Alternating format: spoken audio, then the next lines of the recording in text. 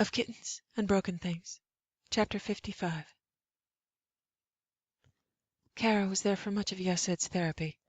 He healed quickly. She was grateful in spurts every day about being at Palavin's best hospital.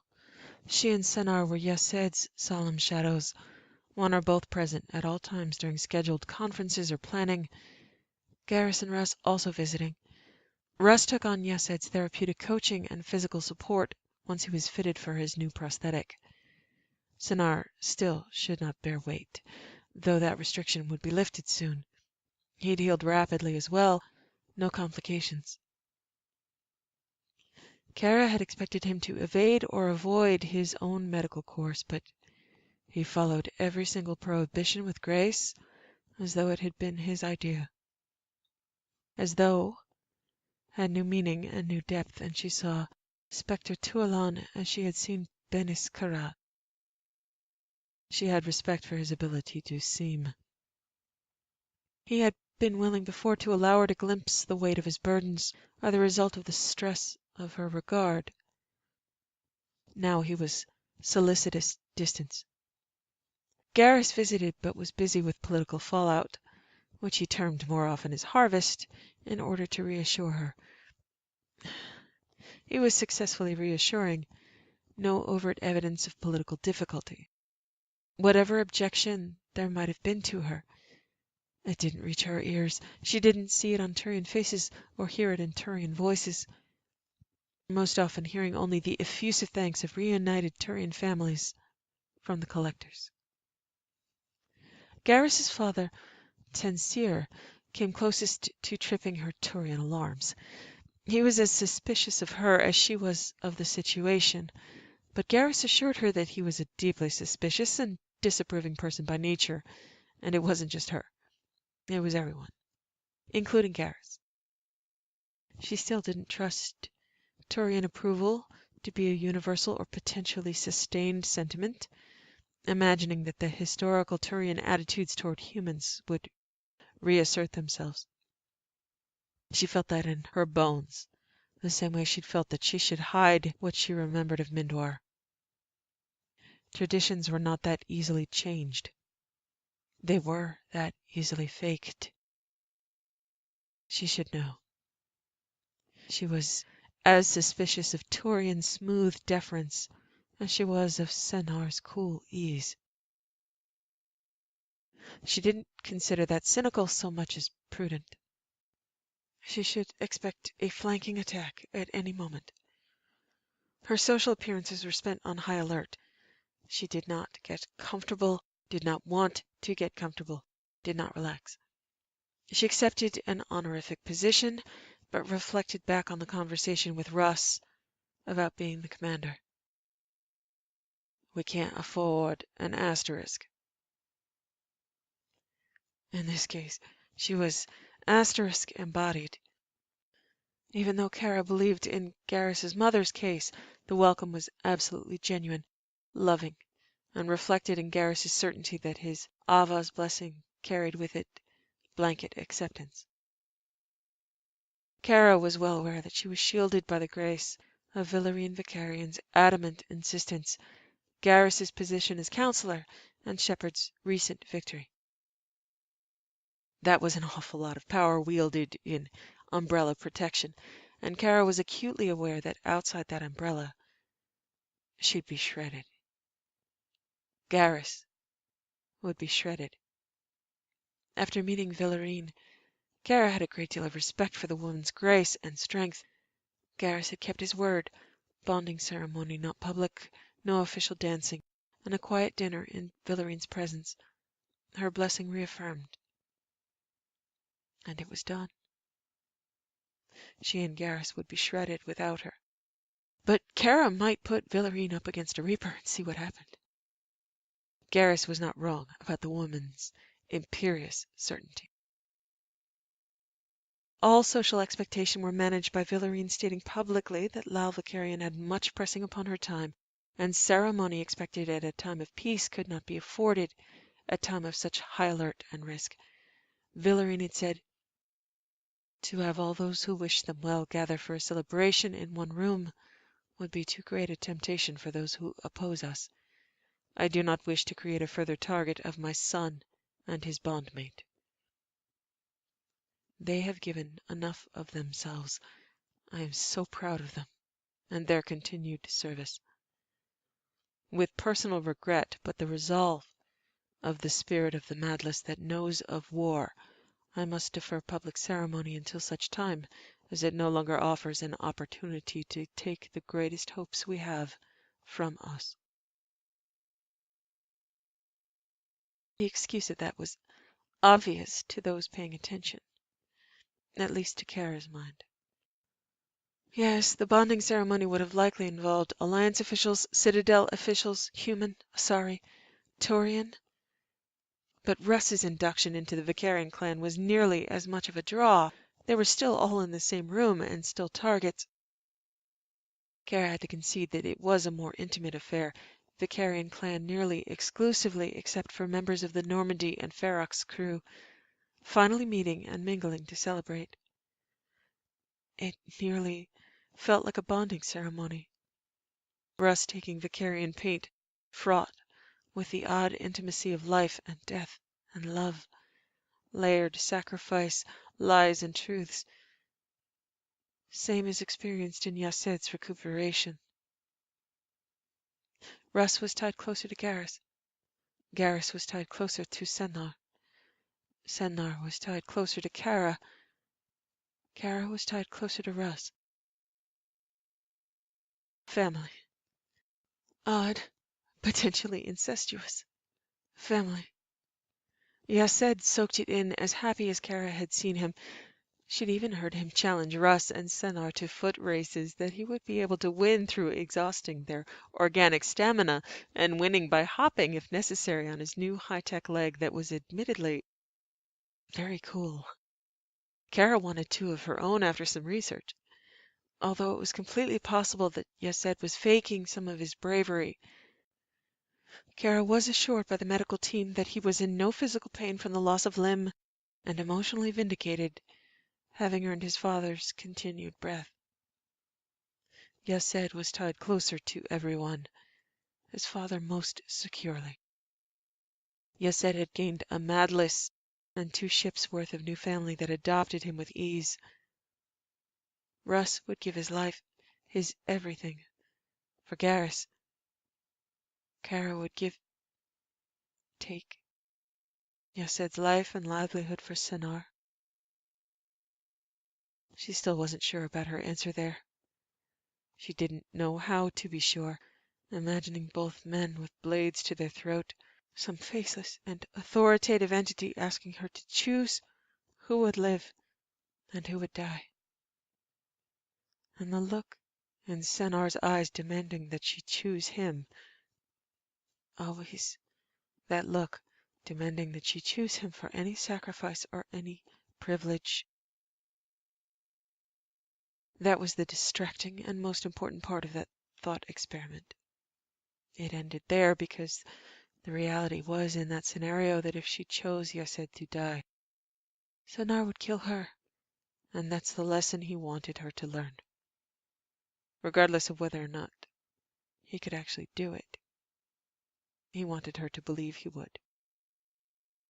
The uncomfortable truth likely known to both is that she'd choose Sennar to live and he would be unable to kill her, and the reasons for both of those things being true were best left to thought experiments and not reality.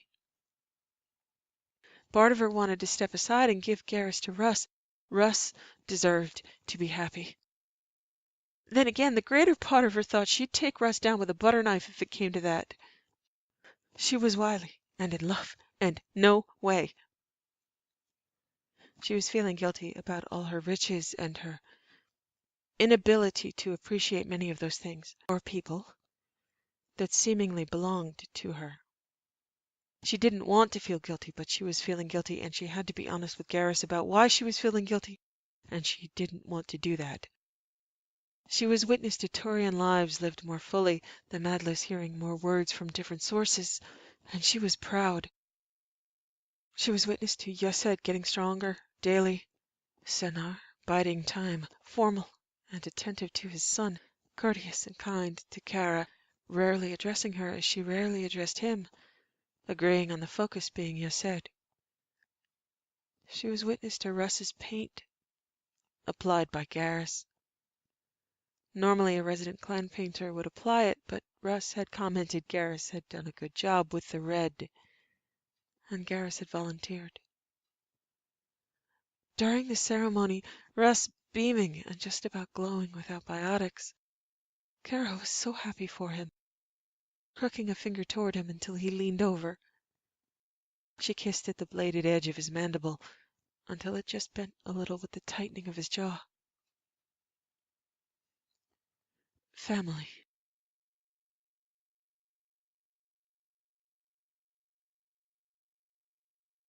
Back in their quarters, she had broken into pacing, Garrus making himself comfortable and saying, "What's on your mind?"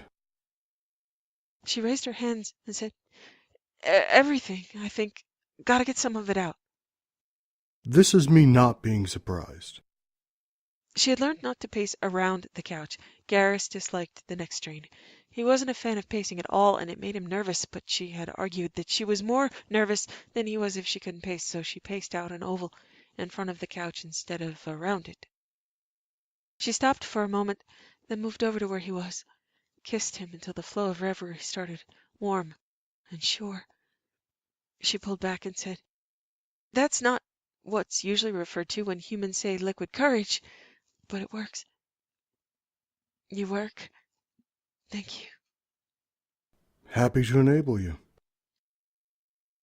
Happy to be enabled. First, yeah, I'm a bit manic, but to clarify, this isn't about alienation. It's a good thing with side effects. The more I'm able to be myself with you, the more I want to insist on being myself with other people, and I can't. I like me. I love me. You love me. All great things. I don't want to change. I've always been good at knowing what is expected of me, good at reading that, even good at fulfilling that expectation. When that has a real purpose, it's worth doing. But when I'm done with being Shepard, I want to be done with fulfilling that expectation, and I want to insist on being me. She stopped and paused, working her way around the edges of a concept, trying to figure out how to slice it into bite-sized pieces for a Taurian brain. To describe the way my brain works, maybe it's easier that we're different species. It might be hard to explain to another human. Experiencing myself as Shepard, even as Lalfakarian, I'm put in a space where there are distinct standards of behavior, standards of being. They're Taurian. I can't hope to fulfill them or even reach the minimal height requirement, but my track record speaks for itself. I can create a new standard that would be destroyed if I were myself, if I were honest, if I were to align with my own truth.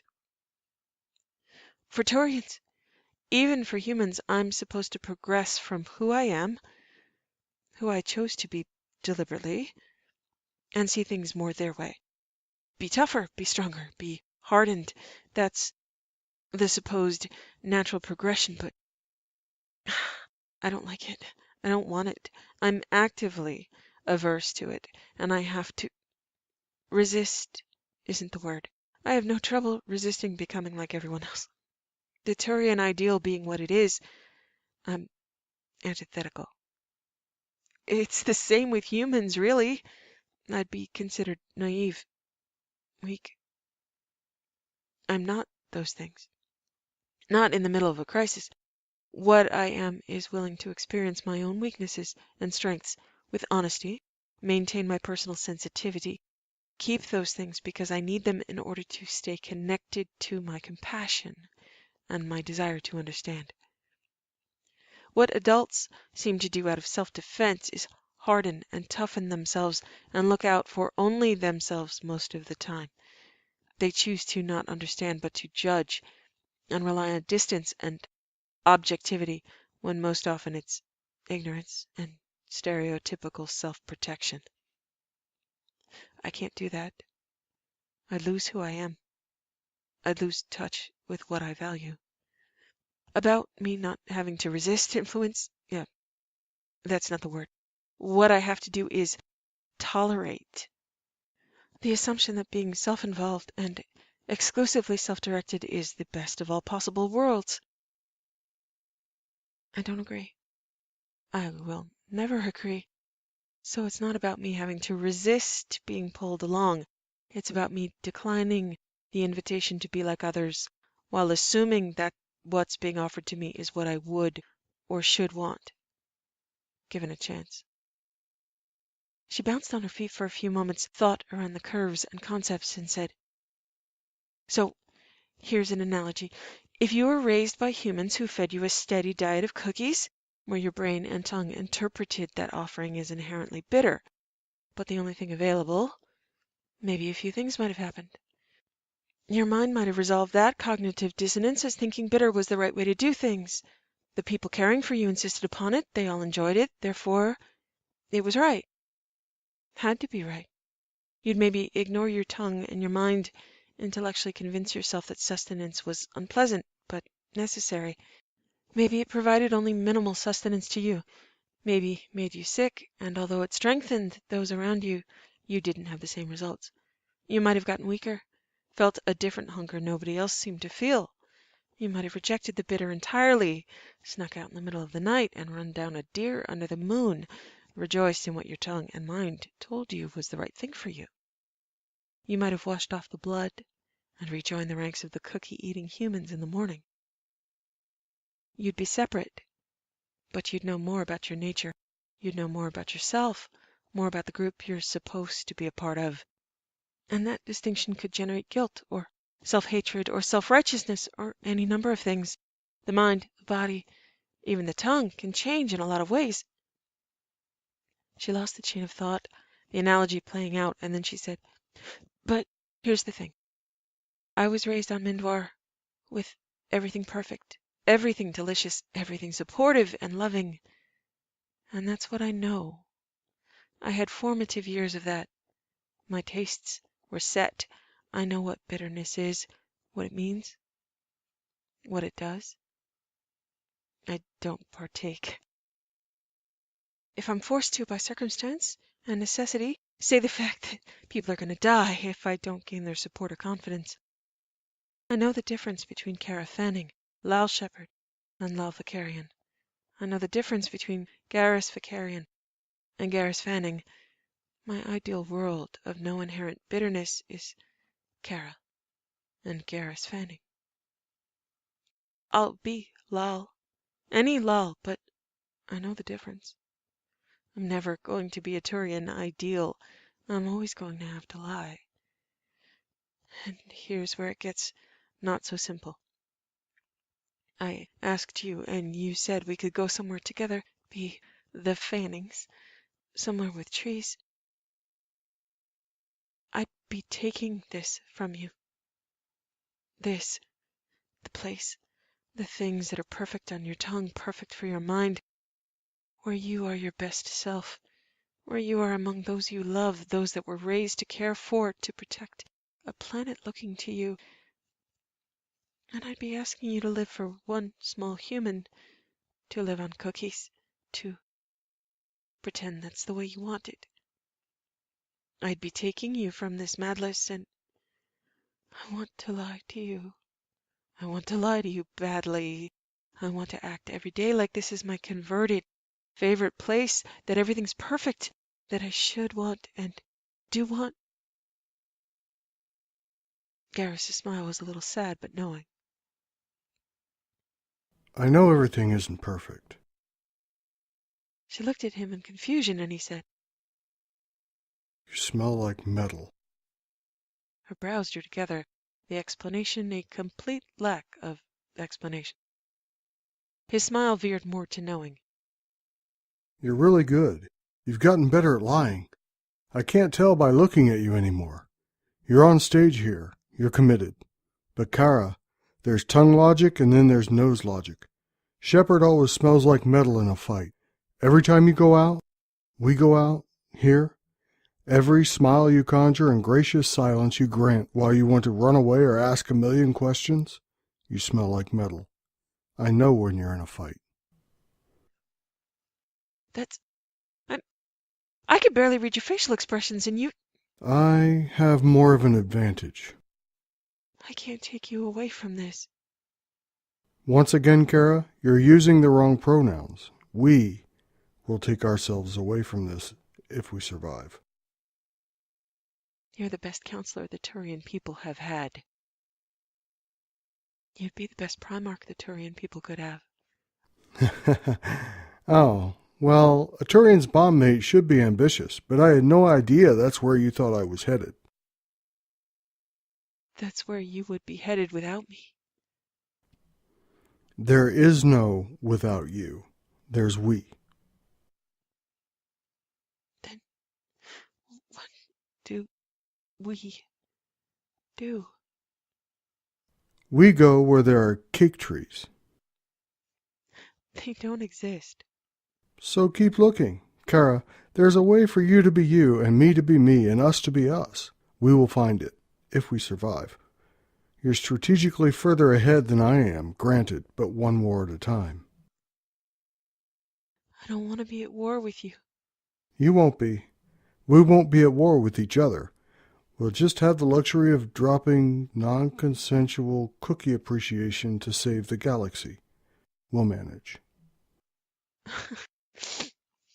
I'm tired of not being me. I'm tired of having it assumed by everyone else that the real me isn't enough. Then stop assuming that for me. Start there. I want to go back to the Normandy. I want to talk to Sooth. I want to plan next steps. I'm okay not being me if there's a purpose, but my purpose here is done. No more dinners or dances. I love dinner with you. I'm even starting to appreciate dancing, but it is wearing me down, like I have to go out and run down a deer every night under the moon, and I want a cookie. I need to do my job. I need to go be me so I can plan for the days of being us together. I still have no idea how to do that. Reapers seem easier. Okay, it would be difficult to get security clearance for a Geth to visit the Madless. I'd love to give my father a hernia asking, but He doesn't like me. he doesn't like anyone. He loves your mother. Yeah, but he doesn't like her sometimes. I love you. I love you too, Verse. I'll let people know you've been called away on business. I'll do the me thing here. You do the you thing there. I'll be there for us by shuttle. One more thing. What? What's a deer? Kind of like an alpaca. Do they taste that good? I have no idea. You're asking the wrong person. So we find a place with cookies, cake trees, alpaca, and deer. We might have to import some of that. Look, you can bake the cookies and the cake. Trees aren't that hard. Alpaca and deer can be bought.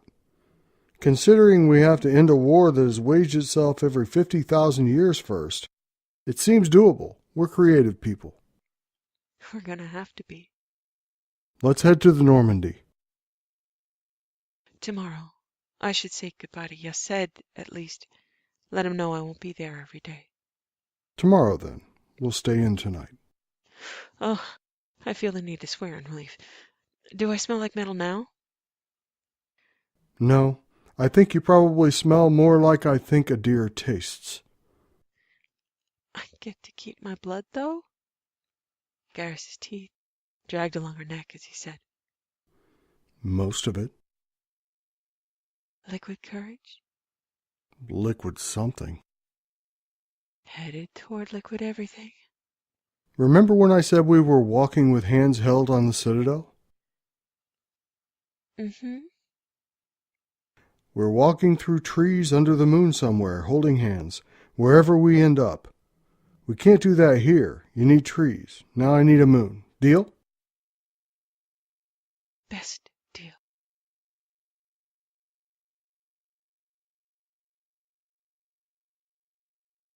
She had been in the habit of seeing Yased daily for at least a few hours. There were times when visitors weren't allowed, times when she always made sure Senar and Yased would have time alone. Yased's room was full of get-well-soon gifts from different cultures and traditions. Drell glowstone and sand sculpture, the tradition of human flowers, Turian luck spires, graceful sculpted curved spirals made from all sorts of materials, paper, glass, and metal. Sennar was there, as was his schedule, and she could inform them both. She'd spent no time with Sennar since she'd been scolded by a nurse and lifted off him by Garrus, neither attempting to puncture the peace of Yesed's recovery by creating another spectacle. Sennar had convinced Yesed that he was not in love with her, and that was the truth he would honor in his son's presence, and she supported that. Maybe it was even true now. They would all bring their stones, or their spires, or their flowers, and the attention belonged to the young man without a limb.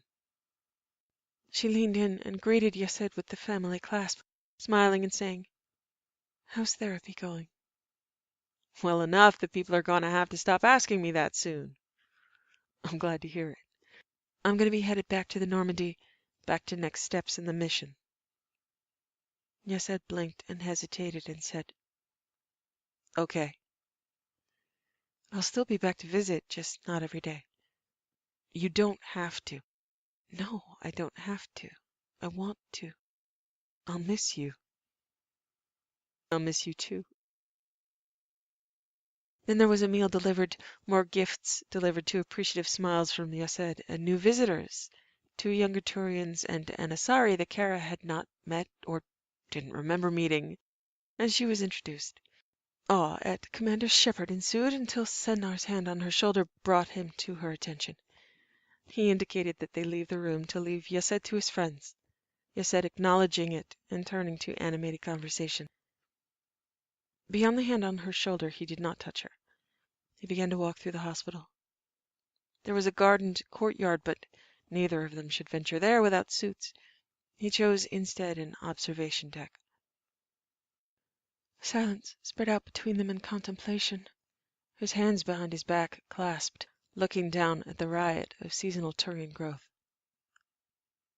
"I have 2 requests to make of you, Lassam." She was relieved to hear the word Lassam in a reassured way, almost afraid he'd begin to call her Shepard, and that she wouldn't like that.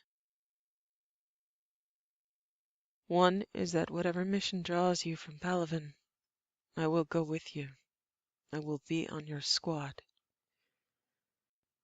She hesitated until he turned and looked at her, and there it was, the demand in his eyes that he be granted the privilege or sacrifice, or both.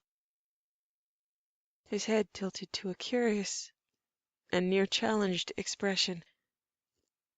"Must I convince you?" She said to stall. "You're a spectre in your own right." "Irrelevant." "Highly relevant." "Yesed is aware my mission lies with you." "You should stay with him." "What I should do, Kara, is for me to choose and for you to grant. I will go with you. I will be in your squad. Every squad."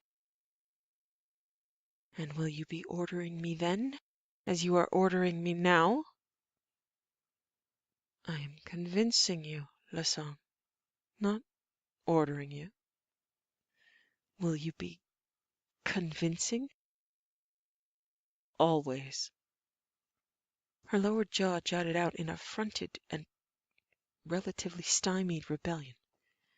He noted her expression and said, "Charming as a no might be, you will say yes, and you know it. You simply do not like it." "No, I don't like it." "If you believed I would retire with my son, you are mistaken, and should consider that no longer."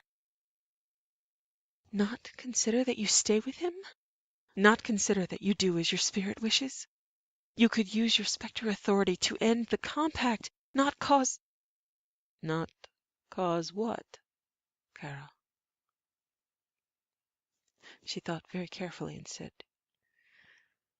"Dilution of my authority." He smiled, and it was deliberate. Listen, I did not ask for spectre authority. I did not ask for new lungs. I did not ask for continued life. What I am asking for does not require an argument or inconsequential fears on your part. Whatever I may have diluted was worthy of dilution. Whatever I may have concentrated was worthy of concentration. That you wish to owe me nothing would be preferred on your part, but it is not, nor will it ever be the case. I ask you again, the sum, with my authority, with my lungs, with my life. I wish to spend them as I choose, and I choose to be on your squad. Each squad.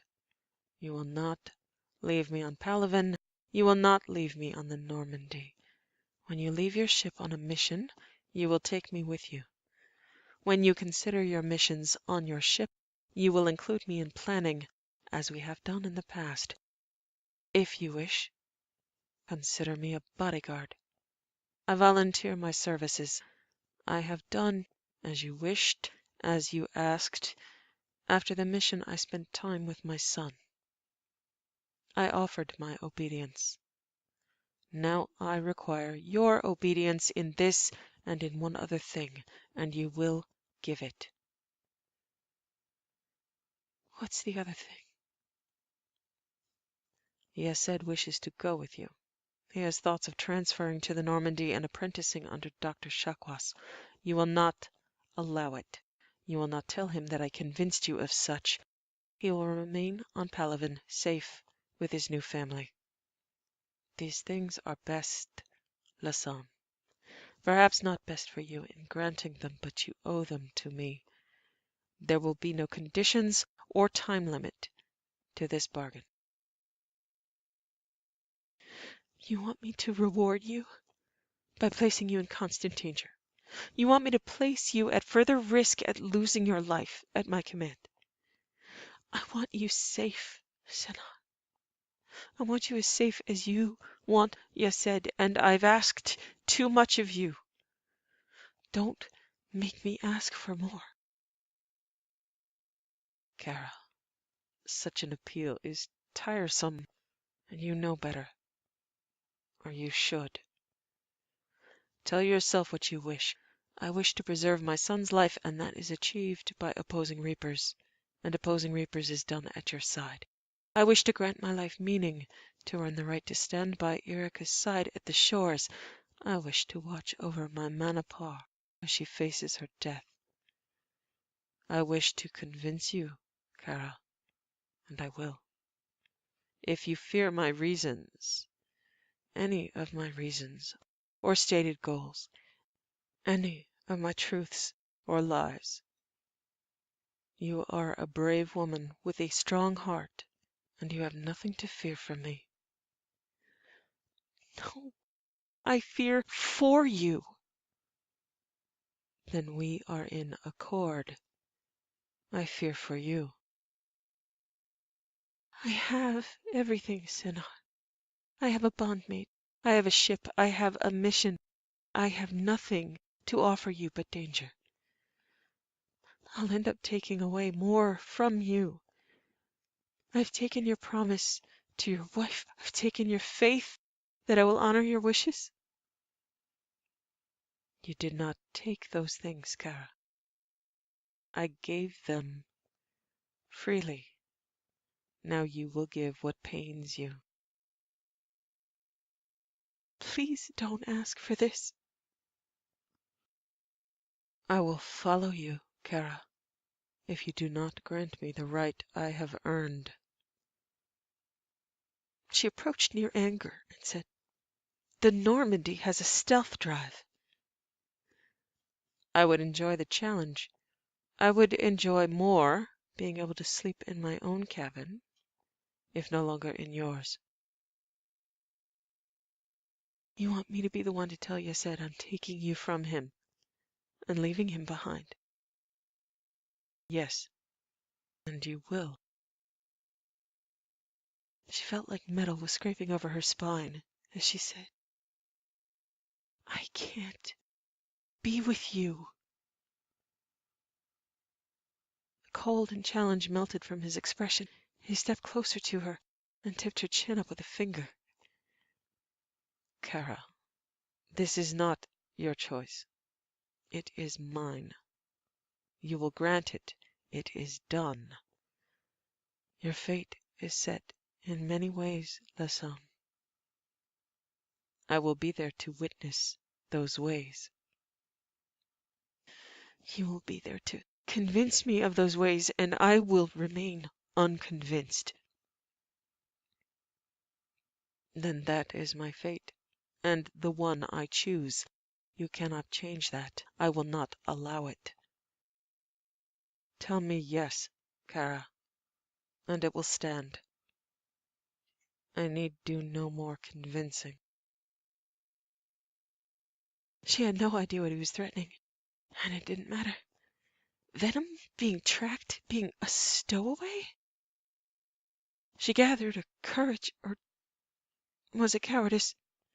She couldn't tell. She had the word "no" solidly in her lungs and ready to be spoken, with her heels ready to turn, ready to... The unspoken breath left her lungs. No, she was not ready to accuse him of anything, deny him his masochistic and bloody-minded request. There was no logic to it. He might even be pushing her to it, trying to get her to admit she was scared. And then he could leverage that crack. He was family. She owed him. She closed her eyes and flushed deep red at the idea of having to tell Yased that his father was going with her, and they were leaving him behind. When she knew that would feel like be abandonment again. That it would be her fault. Again. She'd have to tell Garrus that in every squad would be a Drell, waiting for the opportunity for him to die. Family. Duty. Drell. Bloody-minded. She almost approached being angry again, but the wave of that emotion collapsed into despair. I don't want to see you die. I want you to be one of the people that live happily ever after. My ever after, whatever it is, Lassan, lies with you. If you must watch me die, you must. I cannot change that. Attempt to give me orders that make sense. Like I can promise that. Say it, Kara. Say yes. Yes. My thanks, Lassan. Spare yourself guilt. It is my choice. You're crazy. Then it is my madness. Great. That's encouraging. Senor, I'm so sorry. Do not apologize, Lassan. I am not sorry, nor will I apologize. Would you accept my apology?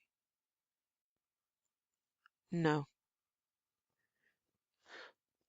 What will you accept?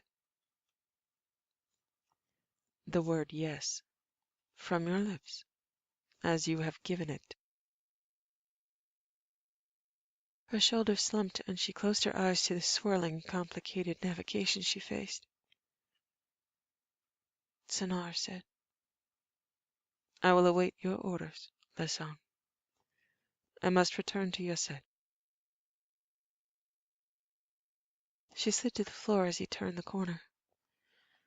He did not look back or return, no apology given or accepted. She had considered getting on her knees and begging. She'd imagined he'd have said that although it was a charming picture, he was unmoved. He would be unmoved.